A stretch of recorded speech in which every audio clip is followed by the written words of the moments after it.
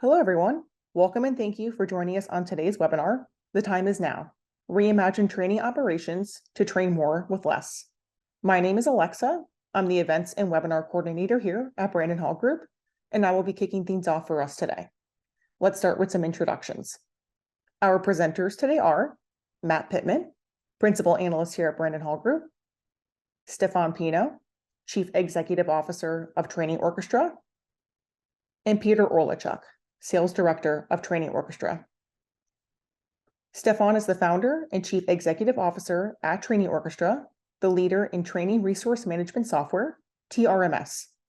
Stefan has led Training Orchestra's development in Europe and its expansion into North America, helping organizations reduce the cost of ILT by optimizing resources, session scheduling, and cost tracking through technology. He is a recognized expert in the field, having served as a member of the French Senate's e-learning commission and regularly speaking on themes such as learning technology, human resources, and innovation. Peter combines his appreciation for great tech and good people with his experience in applying innovative solutions to help organizations solve their unique learning business challenges. Leveraging Training Orchestra's training management technology for ILT and VILT scheduling, resource management, compliance, cost tracking, and reporting, Pete helps his clients to train more with less. I would like to extend a thank you to Training Orchestra for sponsoring today's webinar.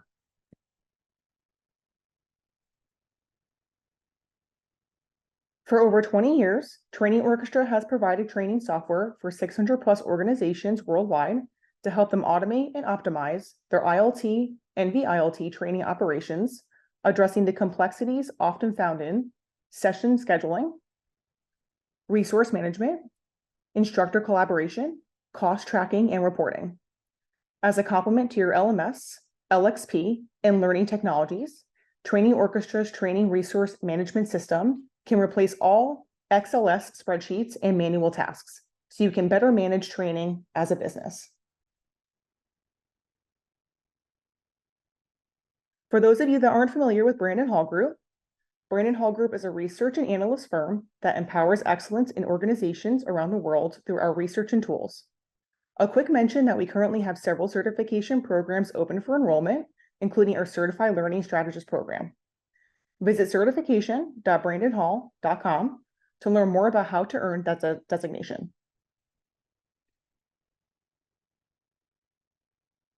Your participation in our surveys is one of the most crucial components for our research. So if you have a few minutes to spare and see any topics that you can take a survey for, it's greatly appreciated. Links will be available in your handout, or you can always visit brandonhall.com. All participants receive a piece of complimentary research once the results are analyzed. And finally, a few logistics. To ask questions, we ask that you please use the question panel on your control bar. Today's presentation is being recorded. We will share a link to the recording and a PDF of the presentation via email in roughly 24 hours. If you would like to download a copy of today's presentation instantly, the link to do so will be available in the chat momentarily. The chat is also open for today, so we invite you to join in on today's discussion and share your thoughts as we go through, or just simply pop in, say hello, and let us know where you're joining from today. And without further delay, I'll pass things over to Matt so we can dive right in.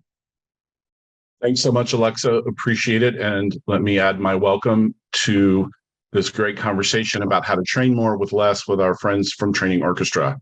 So we're going to kick things off just to get a little bit of a sense of where you all are joining us in your mindset around this topic. Right. So we've got a couple of poll questions that are going to be popping up on the screen. So we ask that you just take a few seconds. We're not going to leave these open a whole long time. The first of which is this one is, who are you training? Who is a part of your training audience? Are you training employees? Are you training customers and partners? Or are you doing both? Take just a second and give us that sense, because that can help us make sure we're giving you the information that is most relevant to you. All right, Alexa, let's take a look at what that poll has to say. So it looks like mostly employees and some are doing both. Very good. All right. So next up is just how many people are you training in a year? How many registrations, how many participants are we looking at in a typical year? A little bit about the volume.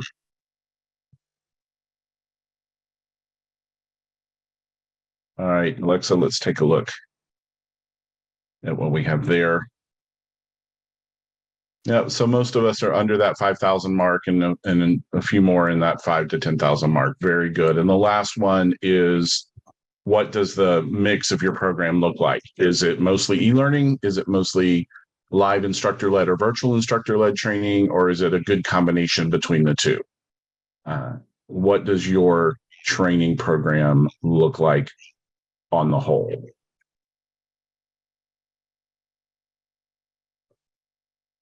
All right, and let's take a look there. Yep, nice blended mix for most of our participants today, it looks like. Very good. So there's going to be something for everyone out of this conversation today. We want to get started today with taking a look at the state of training and instructor-led training in particular. So we know from our research over the last couple of years with Brandon Hall Group that instructor-led training, and when we say instructor-led training, we're talking about live in a room with a trainer or in a virtual room similar to the one that we're in right now, where there is an instructor driving the experience. So we know that in 2020, we were around 33% of instructor-led and 40% virtual instructor-led. Now, obviously, 2020, we were in the height of the pandemic response, and we saw a corresponding increase as we headed into 2021. And the data in 2022 does seem to indicate, from 2022, does seem to indicate that we are trending up, and that most organizations expect that they will continue to increase their use of instructor-led training as we get farther and farther away from that pandemic response year. And, related to that use of instructor-led training is also the effectiveness. And on our surveys, on our benchmarking surveys, we've had 66% of respondents say that instructor-led training or virtual instructor-led training is highly effective or very effective in accomplishing the goals of the program. When we start talking about training more with less and how do we maximize those resources, part of that is how do we manage our learning function? So when you look at learning functions, we see that the majority of organizations are in what we would call a decentralized or a hybrid management structure. So what we mean with that, and when you're looking at this particular graph, you're looking at that orange wedge at the bottom and that lighter green-gray wedge up to the left. A centralized training learning function would be a corporate function. Everybody reports to the same leadership, and all activity related to training is driven, managed, and implemented by that centralized team at the corporate or enterprise level. In a decentralized model, you're talking about learning that's embedded across the business, maybe based on geography, maybe based on functionality, but it's decentralized from the corporate or enterprise structure. And the hybrid model is somewhere in between. And so from this study in 2020, 60% of companies were in a decentralized or a hybrid model. And the preliminary look at the 2022 data shows that that is actually increasing. So there is broader spans of control and less direct management from the centralized function, which makes it challenging when you're trying to harvest resources from around the organization. In addition, learning organizations are going through a lot of change, as all companies are. So in the last 12 months, we've had 51% of learning organizations indicate that they're restructuring or they've been reorganized. They've had 40% have had a reduction in budget, and 34% have had a reduction in workforce. And I took a quick look at the 2022 data this morning, and it is trending in the same way. And actually, all of those numbers across the board are actually higher in our newest data. that is still being analyzed. So there's a lot of change, a lot of transition happening in our learning functions as well. And so then we have to talk about, with all of that change, with all of the decentralization of the management and leadership of training across the organization, what is it that could be getting in the way of making sure our training remains effective and meeting the needs of our business and our employees? And this chart lists those out. I want to call out three here. One is the 65% said not enough time. There's just more work than there are hours in the day. And I think those of us in the learning profession can definitely relate to that. 46%, not enough financial resources. We simply don't have the budget to support everything we're trying to do or everything that we want to do. And then 49% citing headcount shortages. I simply don't have the bandwidth on my team to deliver everything that I'm trying to deliver or that I want to deliver. Stefan or Peter, anything you want to add to this one before we move on? With the way things have been going lately, and we hear of all the layoffs, I think the burden on people is actually going to get worse, and so there's going to be less time because that work is going to be spread out amongst those people that are remaining. So yeah, it's a difficult situation for everybody, and we're hearing a lot of complaints about exactly those 3 points. Yes, and just mentioning that on the not enough time, or so that a lot is happening manually in Excel spreadsheet and Outlook. That's the reality today. That's why also we're seeing sometimes the net promoter score of the LMS not being where they should be. It's not that they do not provide a good learner experience. They're doing a great job on that with the help also of the LXP. It's just that a lot is still happening in Excel spreadsheet and Outlook when it's time to manage instructor-led training and virtual instructor-led training. And what is really interesting, Matt, in this result and always surprise me is that it's coming as the number one issue, is that I don't have enough time to manage the training operation, which is quite surprising, because I would have expected, for example, business performance being first. No, it's that I can't do everything that I have to do while I am one of the very best LMS. So it always surprised me a lot. Right. And when we ask about what are your priorities in your learning, given this environment that we are in and giving all of these pressures that we're seeing, what are your priorities in learning and development? 75% are saying linking learning and performance, making that connecting point. The ROI on learning, which is that ongoing conversation that we have as learning professionals, right? And the digital transformation, 41%, it's at the top of the list. And to your point, Stefan, things are being managed outside of the systems, and that's my own story. That's my own experience, as you and I have talked about, right? That I came from a national healthcare organization. We ran 2 very high-profile, very expensive instructor-led training programs. I also was running 4 LMS environments from 2 different data sources, and we could not get them to talk to each other and to do what we needed them to do. And so all of that management effort had to come out of my core systems in order to do what we needed to do. And it was a struggle. It was a real challenge in the business to get accurate data, to get an accurate picture of who was doing what, and keep track of who had the most recent, most correct, most accurate list. So when we start talking about how we address those things, right? What do we do about it? How do we train more with less? So we're going to drop another couple of poll questions here in just a second. We're not, but what do we need to do? We know that we want to organize our resources. We want to simplify our scheduling. We want to engage those resources, and we want to build our network of training talent, because if we are decentralizing the management of that training function, we are partnering more with leaders and experts in the business, and we want to make the most of their time and respect that time as well. So we definitely want to better manage those training operations.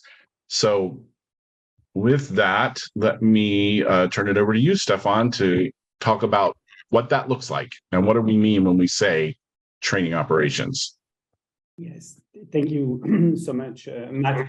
What we wanted is to give a little bit of definition of the scope of the training operation, and it's all about obviously planning, scheduling, executing, and analyzing the data. So let me start with the planning. And that's why also there is so much on the shoulder of those managing the training operation. So in the planning, and we see a lot of that happening in Excel spreadsheet and Outlook, what is critical is to have a clear mapping of the capabilities. And we are seeing to be transparent, for example, a list of subject matter experts in Excel spreadsheet. You know, one of our clients is a very large consulting firm, and they were managing 14,000 subject matter expert in Excel spreadsheet. So it was created silos, and with 20% of turnover, you know, maintaining this list was so complex. So, you know, the instructor is obviously the one engaging the learner. You know, it makes such a big difference to have the best teacher versus a bad teacher. We have all experienced that. That's the same for the trainer. So being able to know, Matt, that if it's time to talk about I don't know, pharmaceutical industry, you're an expert in that, that you also speak Spanish and German, and that you accept to travel to Australia or not, you know, or to West Coast or not. So all that is extremely important. So the mapping, obviously, of the instructor, the mapping of your catalog. We see a lot of duplicates. You were talking about centralization and decentralization. And there are a lot of situations where we see a lot of duplicate, you know, training courses being exactly the same, but with different content, different vendor, different everything, while it's the same company and the same need. And also mapping the different resources. We care about the resources. It's not just the trainer. It's not just be it the trainer, a full-time dedicated instructor, or an internal or external subject matter expert. It's also, I see that we have plenty of airlines joining the call today, you know, the different simulator that you have, the equipments, what you need, and it could be extremely costly, and you need very specific resources to assign from one day to another. So this mapping is very important. And also, building a training plan is critical. When we say building a training plan, it's also, before all, defining what's the learning strategy, and the learning strategy and how we execute the strategy. So obviously, the LMS, you know, managing the learner relation, they can collect individual needs. That's great, you know, and we need that, and they may have the manager. But what about the leader? What about the one recruiting 500 people in boys next year? What are their needs? When are they going to recruit? Do we have the budget? You know, how can we optimize the budget? How can we optimize the number of people per session in order to reduce the number of sessions? That's what we call the strategic or the master training plan. And it's not just requesting, it's a process, a budgeting process, an approval process, and being able to request new courses, doing proper prescription, because maybe some of those courses, you know, the Team 6, they do not already exist while they already exist, or asking the good number of sessions. Once you have done that, then you're in a good situation to schedule all the classes, so that the second point where you do the course scheduling. And when you do the course scheduling, obviously the idea is to optimize the when and where. And that's extremely difficult. Yes, we are embedded artificial intelligence to be able to suggest what should be the best plan, but also the resource allocation is extremely key. And when you have a proper mapping of who can train on what, the idea is to have a suggestion. Who could be the best available trainer? Do we have the best available resource? And we may adjust the planning based on this resource allocation strategy, which is absolutely critical. Budget allocation is also key because it's not just about defining what will be the budgets for next year, being sure that we will match the budget with the training plan that we have defined based on the different requests. Requests can come all years long. It's also about being sure that you control the budget. And if ever you exceed this budget, so you may ask for more budget. And we have seen, Matt, that with 40% of reduction on the budget, it's going to be a very big challenge. Automated administration seems like, to be honest, when you think about PeopleSoft, yes, PeopleSoft, when you think about ASAP 15, 20 years ago, they were doing a very good job with that. They were focusing on ILT, but then they moved to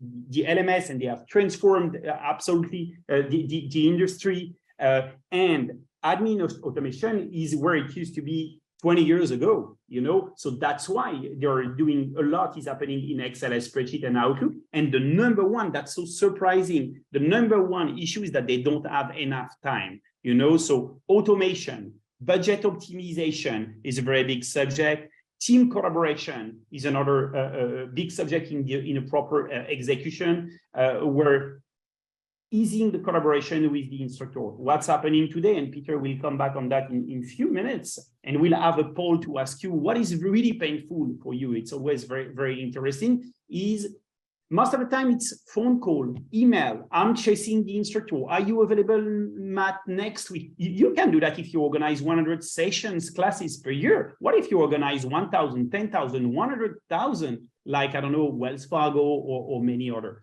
and have the ability to share the tasks and work as a team, do project management on all that, because this is so complex to manage those training operations that, really modern learning operation deserve, solution for that. And obviously, tracking the cost of the training delivery and adjusting and improving, because constantly, yes, that's the reality. A trainer is calling sick. Yes, the trainer now has left the company. Now, so constantly, the business needs to postpone the session. And you see how manual all those operations, the level of complexity, and having obviously reporting and analytics capabilities to analyze in real time what's happening.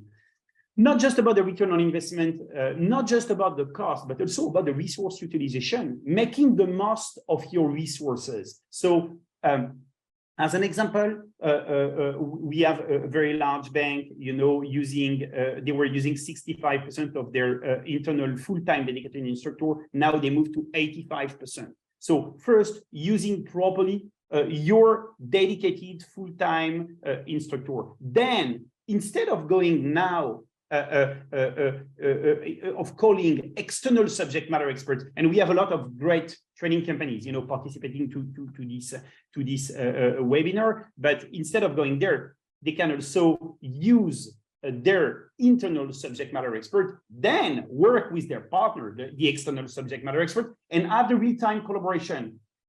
So that's also a very big subject, making the most not only of your budget, of your time, but also of your resources, your internal resources. What's the positioning of the TRMS, the Training Resource Management System, in the learning stack? First of all, it's a great addition to the LMS. So the learning management system is key in an organization. Matt, you were saying you had 4 learning management systems. It was probably the 4 best learning management system. LXP is a great addition. There were 2 limitations with the LMS. First limitation was the user experience, and engaging a better way the learner. It has been a big addition of the LXP in the past few years. Many LMSs have said, well, I'm also an LXP, but finally acquired an LXP. So it's different, LMS is really hosting the content, managing the learner. LXP is all about the learner experience. I'm not saying user experience, because we must never confuse user experience and learner experience. Learner experience is the learner. User can be the back office, could be the trainer. So it's absolutely different. And the second limitation of the best LMS, great systems, is that training operations are happening in Excel, spreadsheet, and Outlook. When it's time to manage instructor-led training, schedule the classes, manage the availability of the trainer, manage virtual classroom. So I would say that the specialty as a positioning, the specialty, Matt, I don't know what's happening, but it does not work now when I click. If you can maybe adjust that. So the the LXP and the LMS, or Pete, if you can help, the LXP or the LMS manage the learner. So you'll be able to see the learner in the LXP and the LMS, while the TRMS as other user, they manage the training operations, Matt. So you will see the training operation in Training Orchestra, in the training resource management system.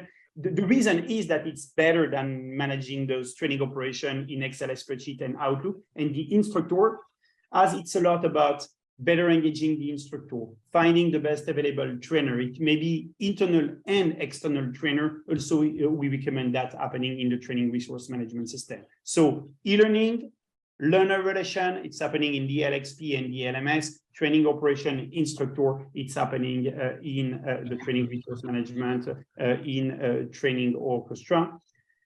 Very quickly, so so LMS, as we were saying, LMS is core in the organization, but still, Matt, a lot is happening in Excel spreadsheet and Outlook.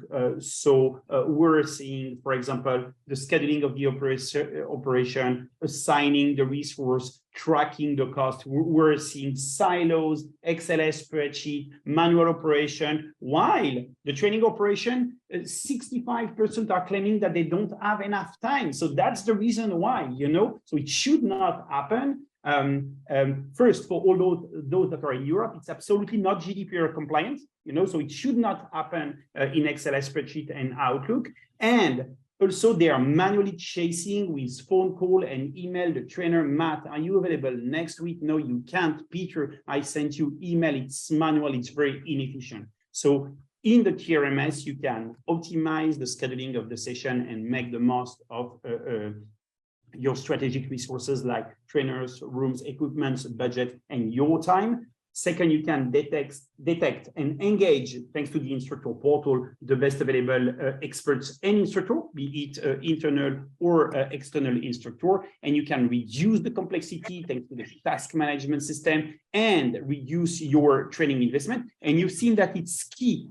Because I think it was something like 46% wanted, according to Brandon Hall Group research, trying to reduce the financial investment. So TRMS is not an LMS. It's a great addition to an LMS. The LMS and the LXP, they manage the learner, the training resource management system, TRMS, they manage the training operation and the trainer. And I think that we wanted Matt to ask some question. Yep. Where you are, Matt? Yep, absolutely. So we've got a couple more poll questions that are going to pop up here that are on this very topic. So at this point, how are you currently managing your training operations? All of those logistics pieces. Are you doing spreadsheets? Maybe you have something you've built on your own, maybe in I had some work going on in Microsoft Teams, believe it or not, in my past life. Or maybe you're using your LMS and some spreadsheets, or maybe you're using something else. We'd like to get a sense of where you, as our participants today, are spending your energy in trying to manage your training operations. All right, and let's see what those results show. Yeah, so about 66% are part LMS, part spreadsheet, and then it goes down to mostly spreadsheets, and then a mix of other and some internal systems. So when you think about all the different aspects, all the different tools that you can leverage against this challenge, where do you struggle? Let's take a look at that next poll. And you can select all that apply for this one. Is it spreadsheets and silos, chasing instructors? I had a hard time tracking costs because I was doing it out of 4 different systems plus a manual spreadsheet. And we had lots of duplication of data. It was always a challenge for us. What's been your experience?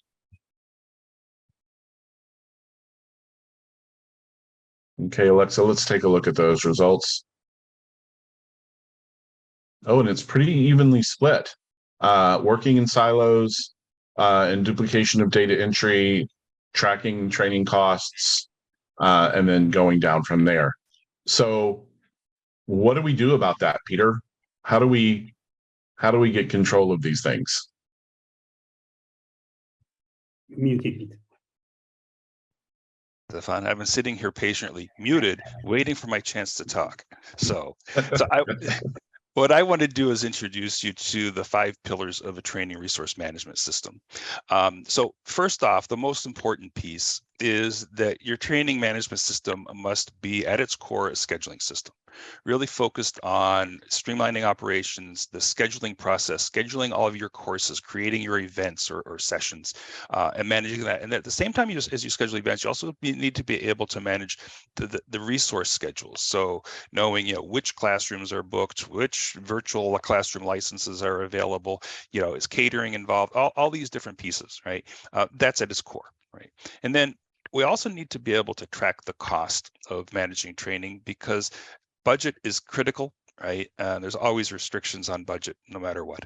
And then also, if we want to track our ROI on learning, we really need to be able to know what we're spending, but then also having visibility on our spending allows us to take steps to optimize and to be able to increase our ROI by reducing our cost. Task management. So, we know that no matter what we do, if we don't dot all the I's and cross all the T's, the ball's going to get dropped and there's going to be problems. So having an embedded task management system is critical to make sure that everything is done that has to be done in order to make that training delivery successful. And then managing your ecosystem of experts. So we have in our organization, we might have dedicated full-time trainers. Sometimes we draw on our business subject matter experts. Sometimes we go outside the organization to subject matter experts.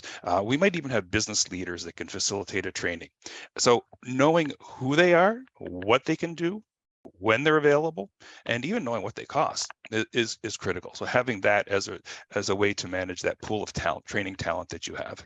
And then ultimately, we need to know what's going on. So having an embedded analytics capability, reporting capability is critical to be able to see what's happening, looking at your utilization rates for your trainers, looking at resource utilization, looking at how different ways you want to analyze your costs, really being able to see all the operational aspects to help you be able to optimize your training operations. Now, just take a look at a couple of examples of what we're talking about in optimizing session scheduling. So one of the things when we're on the scheduling side, we want to be able to have visibility.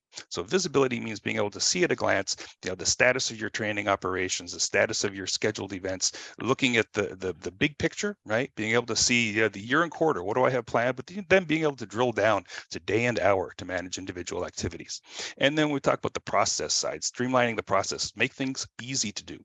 So such as creating a new training event by simply right-clicking on a date, be able to create a new training event. And then within 3 or 4 clicks, and you can synchronize that with your learning management system, right? And then update that so the learner can see that as an event they can register for.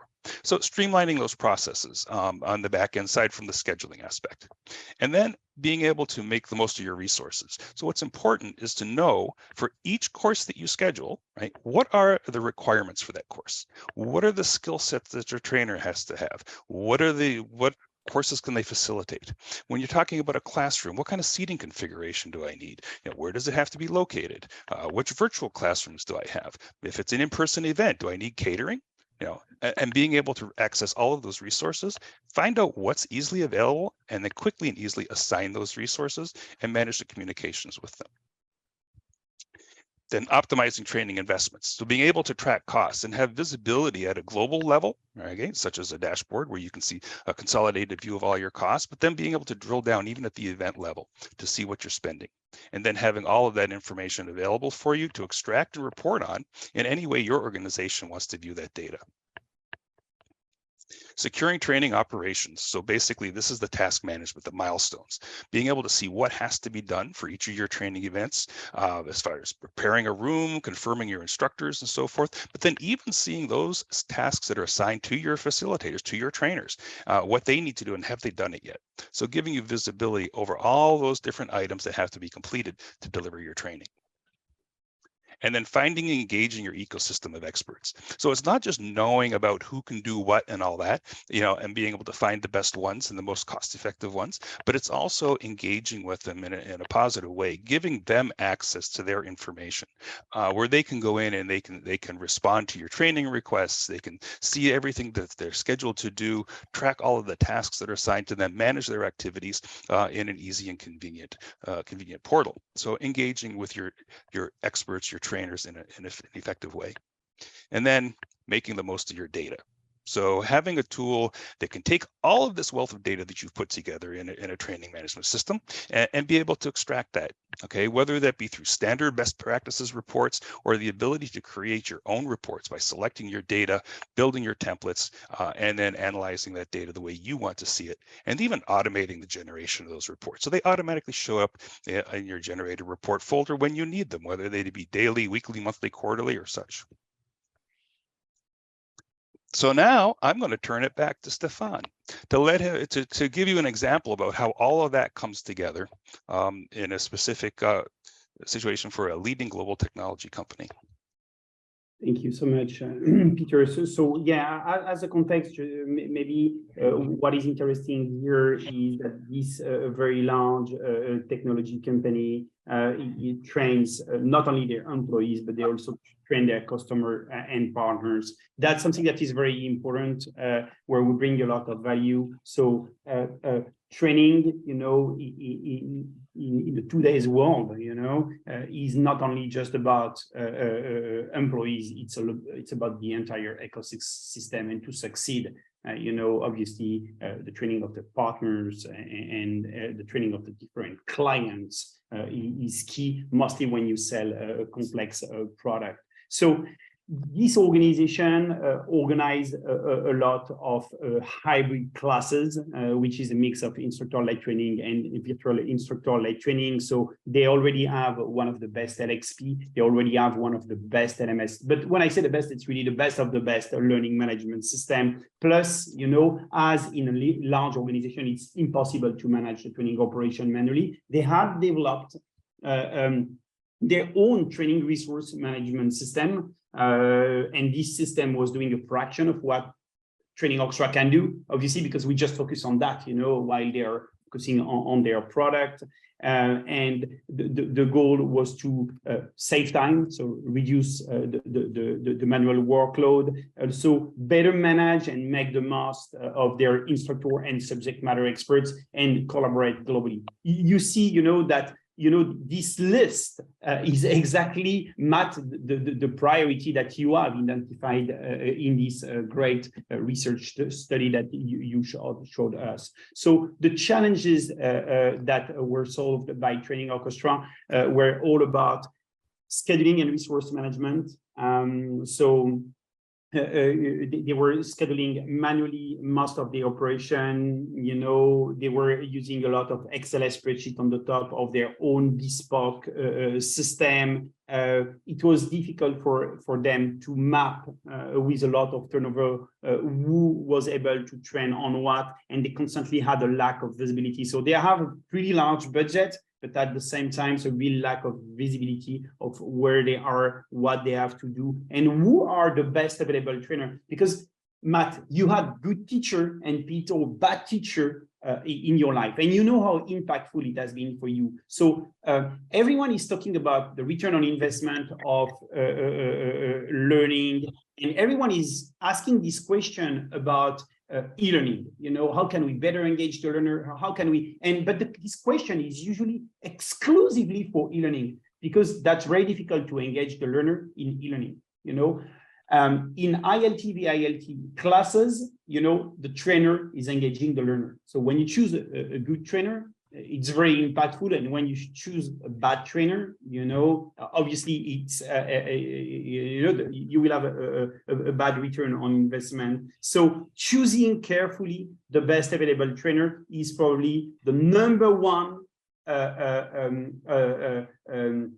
priority when you want to make the most of your courses, make the most of the time of the trainer, make the most of your budget, and increase the return on investment. So second, instructor Collaboration was a very big subject. It was manual. Now they have access to this ecosystem of trainer where they can collaborate directly with them, and cost tracking and reporting is obviously in real time. So all that is a one flow, between the request, the scheduling, the assignment of the best available resource, the collaboration with those trainers, and they need also a lot of equipment.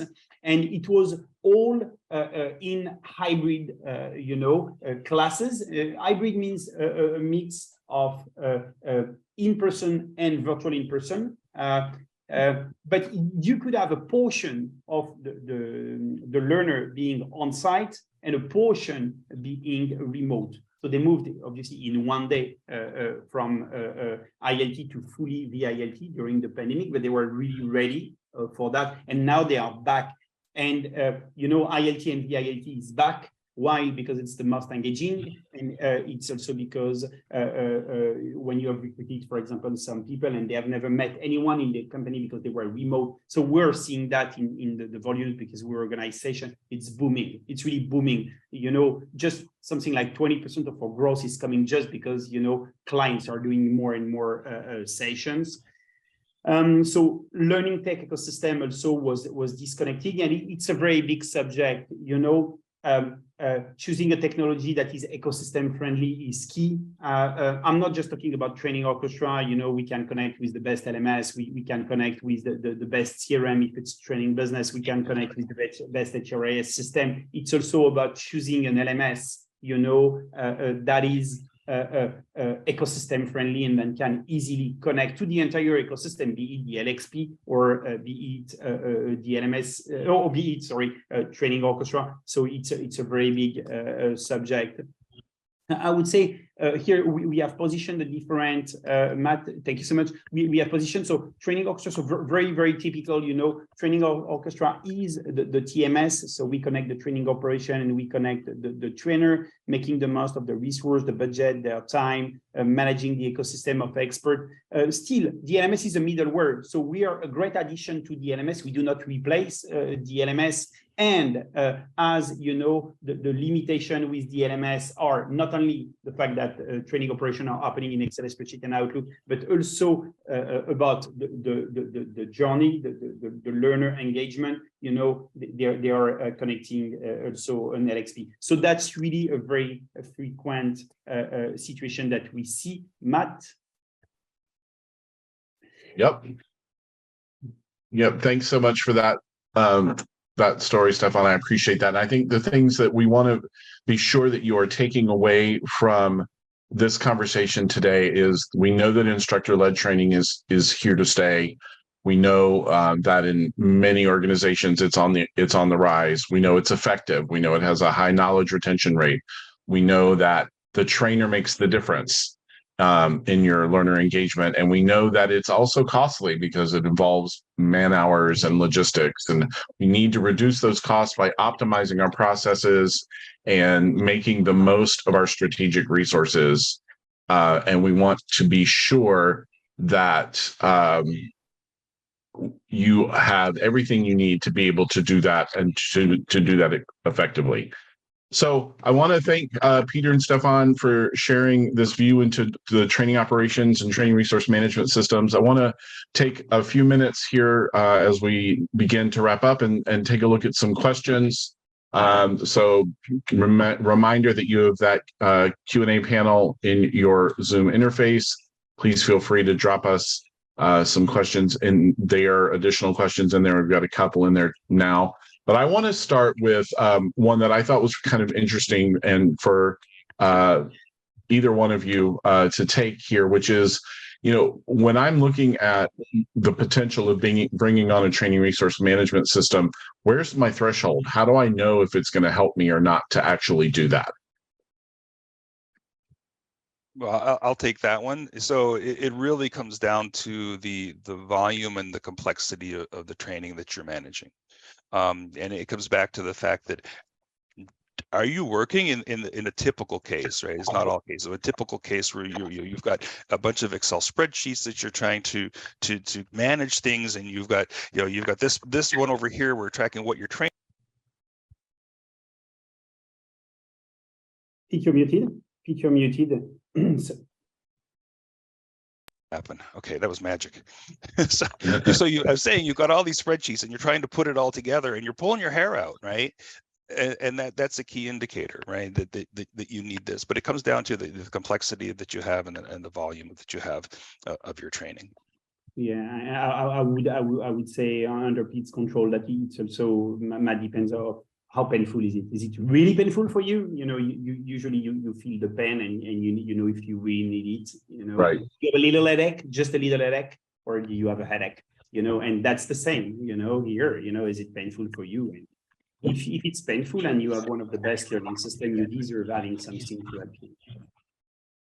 Yeah, and I think from the practitioner side too, what I would tell you is it also depends on who's involved in managing the day-to-day of that work and how much are you doing, because if I'm one guy, which I was for quite a bit of time in my last role, even after I added a team, I didn't have a big enough team. So I know for sure that having a tool like this would have been really helpful to me. So you talked a little bit about where the training resource management system sits in the tech stack and how it relates to that, but how does it relate to some of your other talent systems, like your performance management system, like your HRIS systems, like like your other things that are in your people platform, people ecosystem, not just learning? Yeah. Well, we showed a very simplified view of a technology stack because we just really wanted to emphasize where Training Orchestra sits in relation to very common the learning management system and then the learning experience platform. But when you really look at the bigger picture of the technology stack, there's a lot of other pieces. There's an HRIS, there's a learning content management system, there's your external vendor for content. There's all sorts of different pieces that are there, and the key is that your system should be able to easily connect based on standards, and be able to connect and share data so you can accomplish whatever business process you have that's key to your organization, right? And this, and that applies to a training resource management system. And I can say that that the Training Orchestra itself has built those connectors in. So really, depending on the business process, right, we can move data between different systems to get you where you need to be. Including CRM system, Matt, customer relationship management, a lot of training company, training business, and extending enterprise association are using also Training Orchestra to train their ecosystem. And so connecting to the CRM is also something that is very frequent.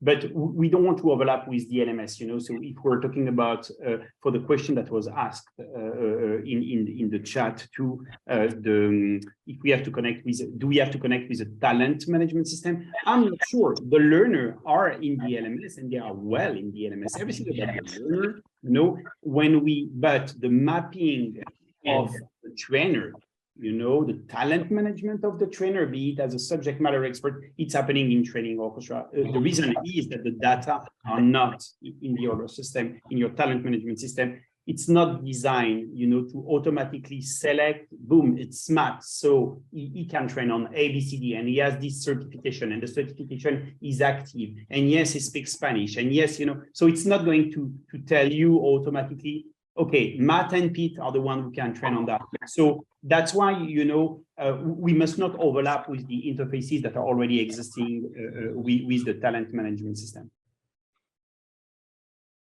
That's a good point too.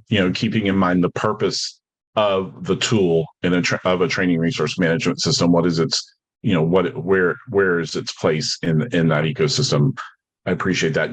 One other quick question that I saw that I think is an interesting one too, because our audience typically are folks that were like me, that are sitting out there doing the work and trying to find a way to be efficient and effective, and find a way to build in and find those partners that are going to help me make the most of what I have. work with. So if I were going to go down the path of looking for a partner in this space, in this training resource management space, what would I ask in an RFP? If I were going to do like an RFP, what would I be looking for in a vendor partner? Well, it's just really, it's something that we can address. As a matter of fact, if you want to send me a note, and I can share with you a document on that. But really, it's the key functionality that goes towards, you know, creating an efficient training operation, and then being able to address your specific needs. Because what we found is that every organization, for whatever reason, has different processes, different things that have to happen between. If you think, you know, AAA, right, and you have the triptych, right? So you want to get from point A to point B, and the triptych is going to tell you, okay, you're going on your way from point A to point B. You know, here's some hotels you can stay at. Here's where you can get gas. Okay, all those different things in that path, and it's different for every organization because of the different metrics that they need to track and the activities they have. So being able to have the flexibility and be able to manage those different gas stations you need to go to or hotels you need to go to on the way as you get from point A to point B. But you know, I would be happy to share if anybody who's attending would like to send me a note. I'd be put a note in the chat. I'd be happy to send you the a document, a template that you can use for that. Yep.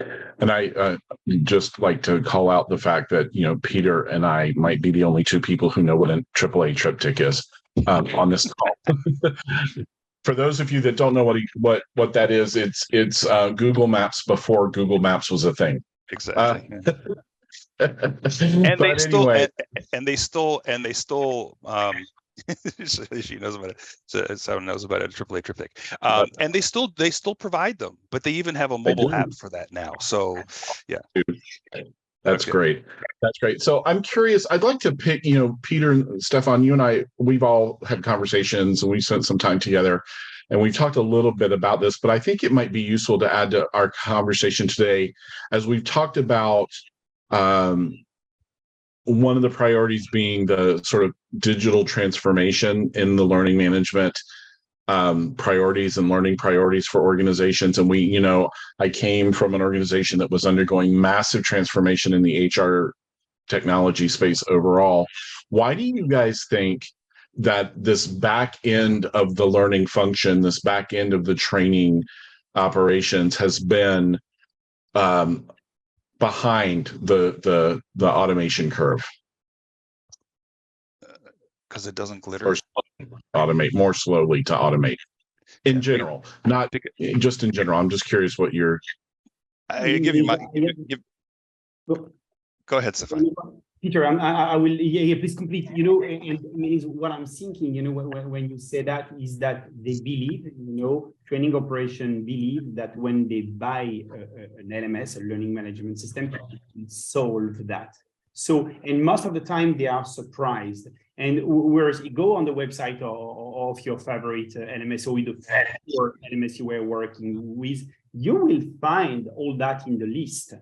And it's just that, again, you know, PeopleSoft, ASAP 20 years ago, were doing a good job with, they were training resource management system, but they have moved to learning management system and they focused on learner, and they have completely abandoned all that. So it's 20 years that we had no evolution. So I think that the subject is that they are paying so much to get the best LMS, and they are always surprised. How come I don't have that while I have the best system? And all the analysts are telling me that's the best system. It's just that it's a different focus. If they go to the HR, to the VP of HR, they say, we have already paid an LMS for doing that. You should do that in your LMS and see the list. They told me that they would do it. And they always promise a little bit about it, but it's just everything has been built in the LMS all around the learner. We built everything all around the trainer. So it's just that the structure is completely different. Like a building, you're trying to add, you know, on a little house, 20 floors, it's not working. So It's Peter. Please do not hesitate to complement. Yeah, I would say it is that, but it's also that from what I've seen in the past 8 years that have been doing this, is that oftentimes when you have the learning leadership, they're very focused on, what's new, what's glittery, what's the up and coming thing. They want to be in the forefront of these new technology learning advances, and being able to look at something that's been tried and true for hundreds of years, right? That is very costly, right? Very expensive. Yeah. It's just kind of like accepted that, nope, that's instructor-led training. It takes care of itself. And, and so they're not really focused on that, and Right. I think that's part of the issue. I can definitely track with that. I agree with where you're going with that. All right, so I think we have time for probably one more good question, and there's a great one here in the chat that says that if the TRMS has capabilities for program management, so including intake of delivery requests from business partners or tracking of new training projects within them. What do you, Peter, or Yeah. Absolutely. It's a subject, when you build the training plan, or requests are key. So the intake, that's one of the subject, so and obviously linked to how do you solve that, so do you accept, do you have the budget for doing it, or do you postpone to next year? And when we see request, Matt, if we go in a little bit into the detail, I don't know if I've asked a question, but it could be a request for an internal audience or a request for an external audience. And in this time, it's not all about the budget. It's about an order. Do I accept this order? Do the client have the budget? Do they accept the budget? Do I solve their problem? Do I solve the problem of my employees, my partners, my clients, all my learners, not just the employees? So that's why the terminology intake is a little bit maybe restricted to just employee audience. Why, a large organization today works in an ecosystem of internal and external audience they have to train.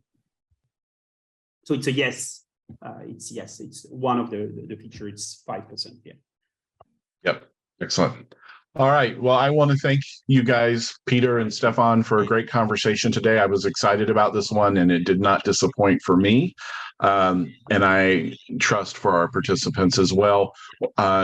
Those of you that have joined us, we thank you for your time as well. We know how valuable it is, and we appreciate you spending some of it with us. Within the next couple of hours, you will receive an email that will have a PDF of today's slide deck and the presentation, along with a link to the recording for our webinar.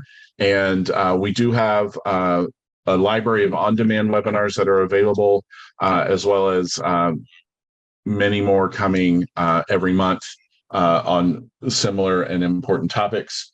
And coming in a few weeks, we will be putting out an ebook going deeper on this topic. So be on the lookout for that as well. And with that, I want to thank Alexa from the Brandon Hall Group team in supporting us today, Peter Olyachark, Stefan Pinot. Thank you guys for your time. Enjoy the rest of your day. Thank you so much. Thank you, Matt. Thanks, everyone. Thank you, everyone. Bye.